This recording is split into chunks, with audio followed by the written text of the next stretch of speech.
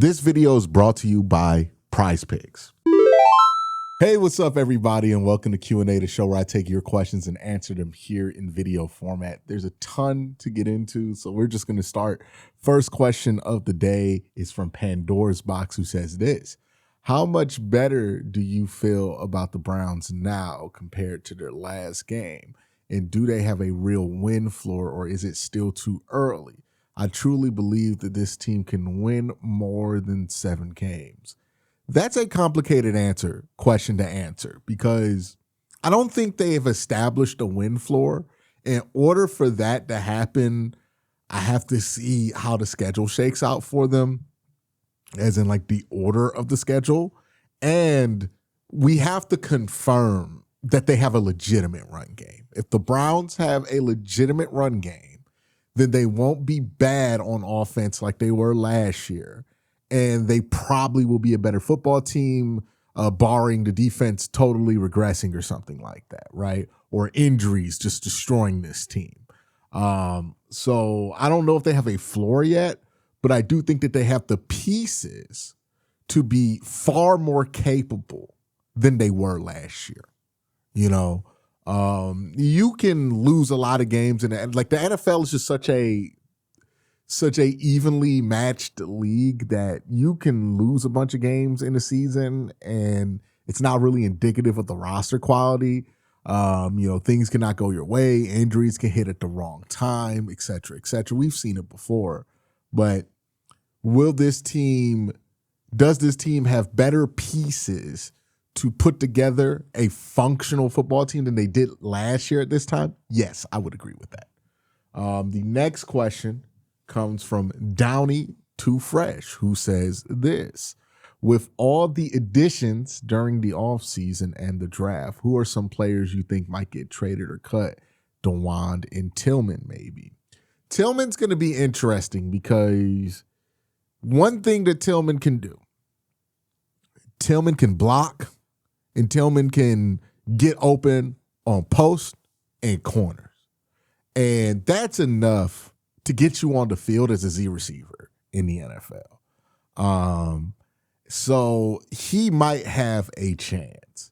DeWand is similarly interesting as well, because yes, the Browns have brought in a ton of tackles, but I think the Browns kind of are scared of what happened last year.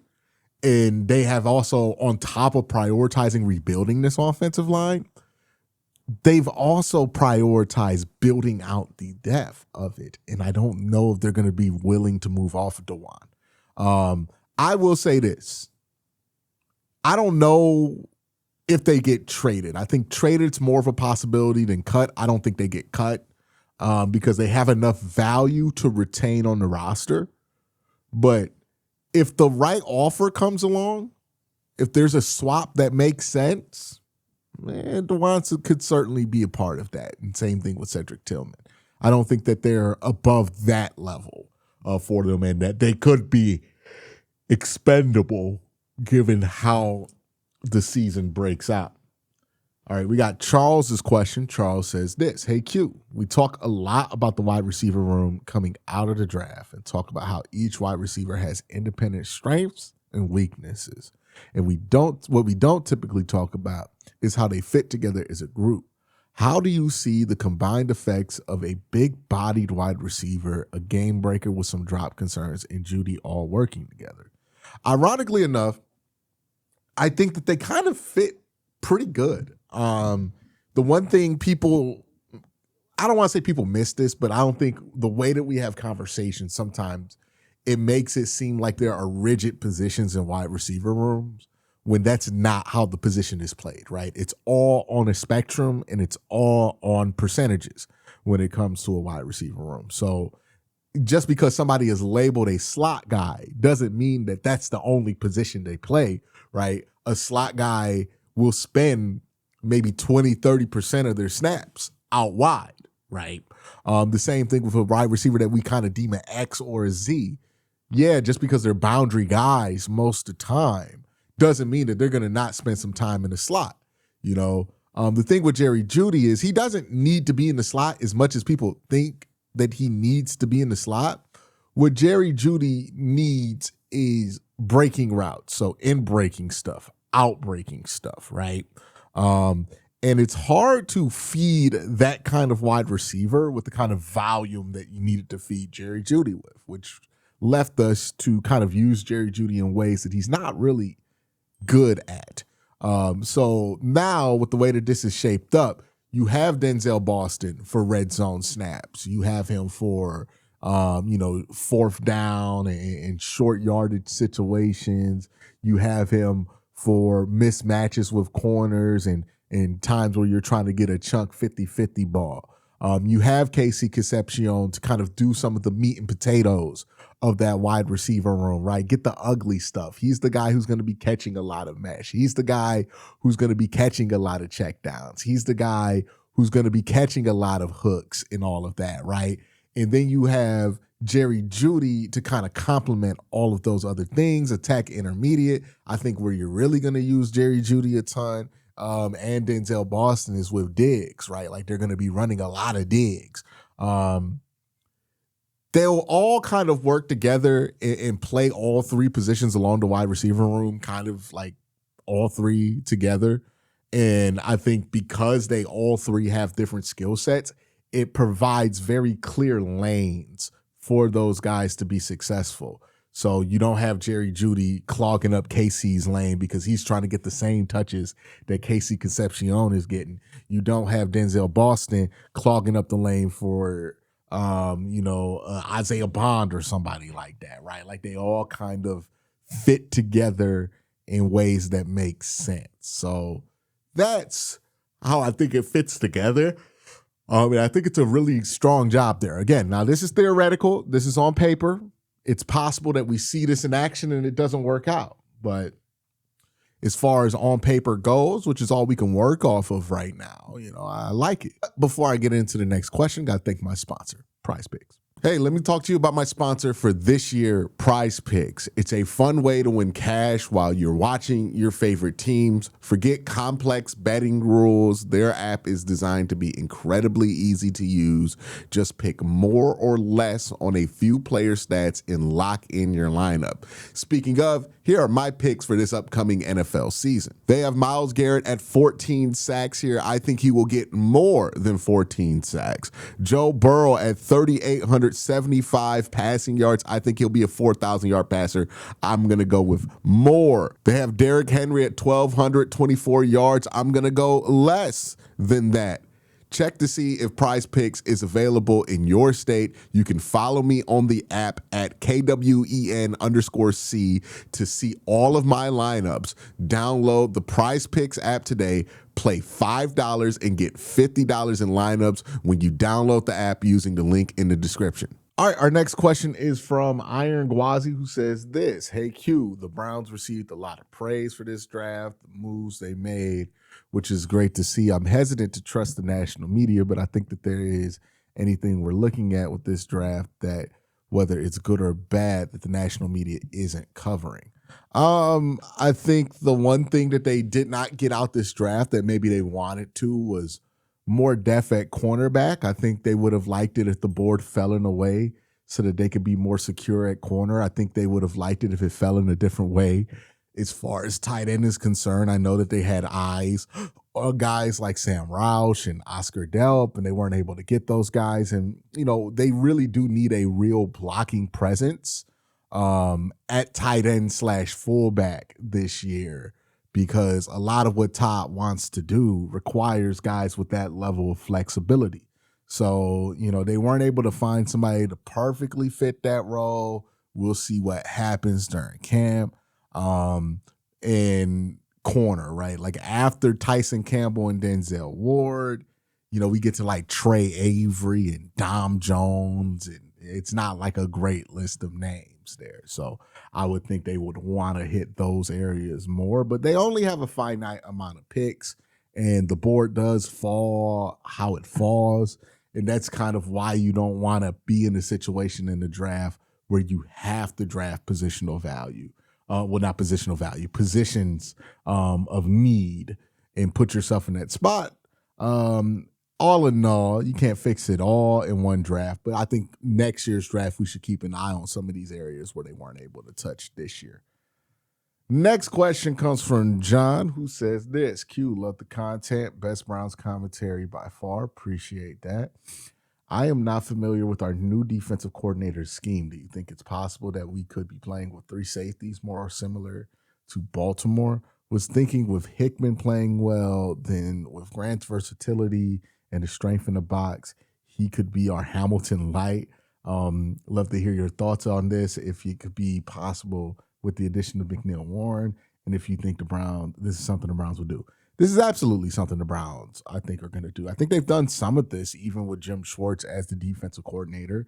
What we do know of Mike Rutenberg is that he does have a defensive background. He was a secondary coach for a long time. I think he was even a pass game coordinator at one stop on the defensive side. So certainly expect there to be more of an emphasis on the secondary, and that's probably part of the reason he was brought in. The one thing Jim Schwartz's defense has always struggled with is more complicated coverages, and maybe he can help out there.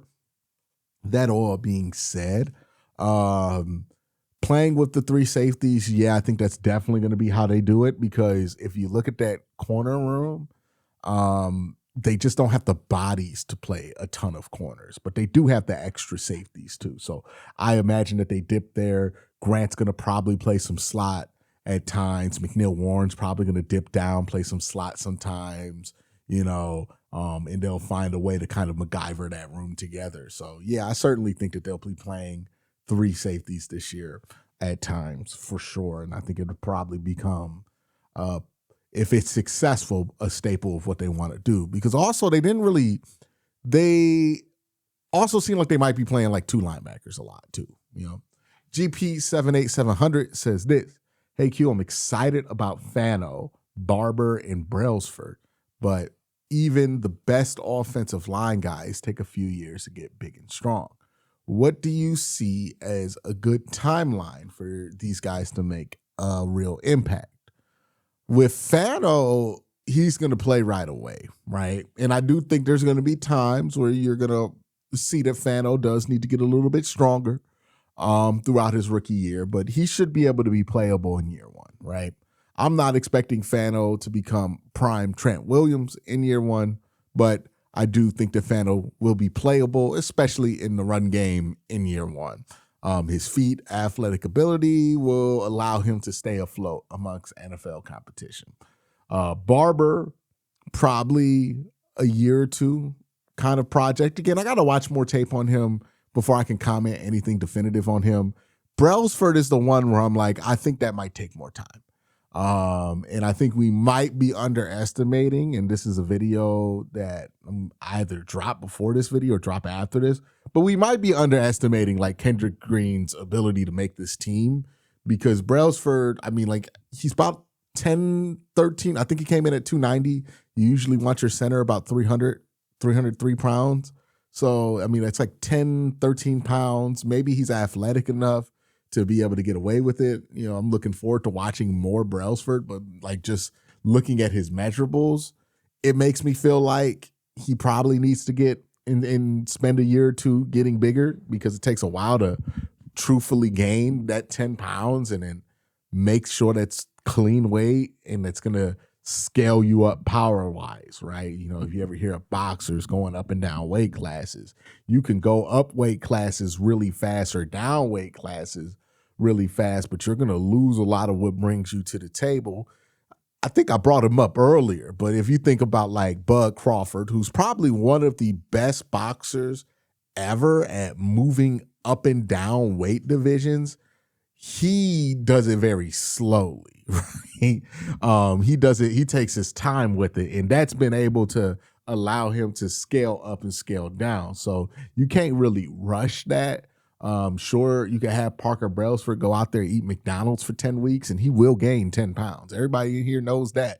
But you want him to gain the 10 pounds functionally, right? Like a Bud Crawford did, right? Like a boxer. Like that's how you want to scale up for the weight, with cleanly and while allowing your body to catch up too. The next question comes from Nick, who says this: Hey Q, say Watson starts and takes us to a modest playoff berth and is about 35 touchdowns, 7 interceptions, as unrealistic as it may be. Is there a world where we're obligated to be interested in re-signing? After all we've been through trying to get under from the contract from years, it's hard to imagine him inking again. Keep up the awesome content. This is a fascinating hypothetical that I think will remain hypothetical. But what if Deshaun Watson basically goes out there at 30 years old and has a old Deshaun Watson season? Are the Browns at that point put in a bind where they have to give this dude more money? I don't know, right? I would guess because of the way that the contract is laid out, right? The Browns have something called a poison pill in there. What that poison pill means is that if Deshaun Watson, with that current contract, is on the Browns roster after a certain date, the Browns owe him like $63 million or something crazy like that, right? The reason the poison pill's in there is basically to make sure that you cut him at the right time whenever you get that contract. So if that poison pill is in there like it has been indicated that it is, then they're going to have to cut him regardless. Do you bring him back after you cut him? Probably not, right? At that point, if Watson plays that well, I think it's more of a question of if Watson wants to return than if the Browns want to bring him back. Because the only way the Browns could bring him back is to spend a ridiculous amount of money on that. And they're probably not going to be willing to do that. I know Andrew has said there's no rule against re-signing Deshaun Watson, right? Like they're allowed to re-sign Deshaun. And certainly they will consider ways to get it done if he's so good that you have to bring him back. But barring him basically playing at an MVP level, he's probably gone. Either because the Browns just don't want to get into business of Deshaun Watson long-term again, or because Deshaun Watson doesn't want to get into business with the Cleveland Browns again, which I think either not wanting to continue makes a ton of sense, right? And I think there is a real question of like, hey, if Watson does have the flexibility to leave this team, why would he not exercise it and hit the open market if he could, right? And that's what I think is probably going to happen if he does have that kind of season. We're speaking in hypotheticals. It's very unlikely, like you said, that this happens, but that's my final answer. If Watson has basically an MVP caliber season this year, right? Well, not an MVP caliber season. Let's say Watson is good this year, right? Good enough to justify his career continuing in the NFL. I think he's going to have to hit free agency because the Browns will still have to release him based on how that contract is structured. And he's going to want to be released at that point so he can hit the open market, so he can get another big contract. So that would be my guess, right? Watson gets the free market, gets a big offer, probably not in Cleveland. Cleveland drafts somebody. Yeah, that's what I would guess. And who knows how that would go over. I imagine even if Watson plays well, people would be like, all right, man, we got the 1 year. Let's move on. but I do wonder there's going to be some portion of the fan base that's like, hey, we got to give this guy money again. And there's going to be a portion of the fan base that doesn't want to, put themselves in a position to fall for it again. River Bum says this: if you were calling the shots, given our underdeveloped quarterback depth, how many losses would you give Cleveland before making the change with Watson at the helm week 1? I called ESPN radio show asking the same question, and they basically said Watson is the best option without giving a definitive number of games before making the change. I want to hear your take because you know Cleveland football more than most. Thank you for the help. I understand why people are so quick to make the assumption that Watson is the best option, but in a lot of that theory, a lot of that thought process goes back to thinking about who Watson was in like 2020 and 2019 and saying, even if he's a reduced version of that, that will be the best quarterback on the roster, right? It's usually the logic that we hear, but that's not been the experience with Watson in Cleveland. He's not been anything like he was in Houston. I think the better question to ask is, if Watson is what he was the last time we saw him in 2024, does that actually give you a better chance to win than Shador, Dylan Gabriel, Taylor Green? And I think the answer to that question is, I don't know, probably not, right? Like, if he is a reduced version of what he is in 2024, I mean, he was one of the worst quarterbacks in the league that year.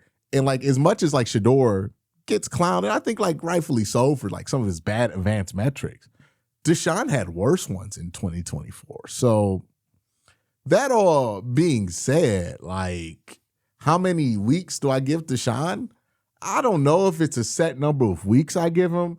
I think it's more about why he's struggling, right? If it is obvious that he's struggling because he's not physically talented enough to play quarterback in the NFL anymore at that level, then you got to make the move as soon as possible. I don't care how many weeks it's been, right? If it's obvious that he just doesn't have it physically, he's getting chased down a lot, he's getting brought down easier than he's ever been, he can't throw the ball down. If he looks physically diminished, then you just got to let that go, because that's not going to change over time. It's only going to get worse as he plays more football. If it's more along the lines of he needs to get used to the offense, and that's where the struggles look like they're born from, then you give him about 6-7 weeks, maybe even to the bye week to figure it out. But it depends on how much is that costing you, right? Interceptions. In general, if you want to know what gets a quarterback benched, interceptions get quarterbacks benched. You could throw for 3,000 yards. You could throw for 1,000 yards in 5 weeks. If you're throwing a bunch of interceptions, you're going to get benched. So that's another thing to factor in. Is he throwing interceptions? Are we able to win while he's not playing well? Because it's very possible that a quarterback can play like shit and you can still win a football game or two. We saw the Texans do this twice in the playoffs. Well, do this once in the playoffs, right? They didn't get to the conference championship. So there's a number of factors that could determine how long that goes. I don't want to give it a set amount of weeks, but if you're looking for what's going to get any of these quarterbacks benched, turnovers, and in Watson's case, if he physically just doesn't look capable after a couple of weeks, then you got to bench him immediately. The next question comes from the Walrus Poacher, who says this: is the Browns defense going to be as good as it's been the past few seasons? Do you think it will regress some? I think this is a big fear of a lot of Browns fans, is that the defense will regress, because we've kind of been here before. I kind of feel like even if the defense regresses a little bit, as long as the offense is much better than it was last year, we'll be all right. Right? Like, regression with defense, it might happen. You might have injuries, concentrate in the wrong plays. You might have guys struggle to understand defensive back assignments. We've seen that before. But this defense, even when they regressed in 2024, was still a top 10 defense, in my opinion. Like, I think since 2023, they've been that. So I'm not worried about the regression being too steep. Last year, I think they were one of the best 2 or 3 defenses in the NFL. If they dropped to like 7 or 8, I don't think that's the worst thing in the world. I still think that's still something that could be the strength of your team. So I'm not as worried about a regression, not because it won't happen or it's impossible to happen, but because I think it's only so far that it can go unless they have outstanding circumstances. But we'll see what happens. You guys, thank you so much for asking these questions. Y'all have a great day. Have an even better night. Peace.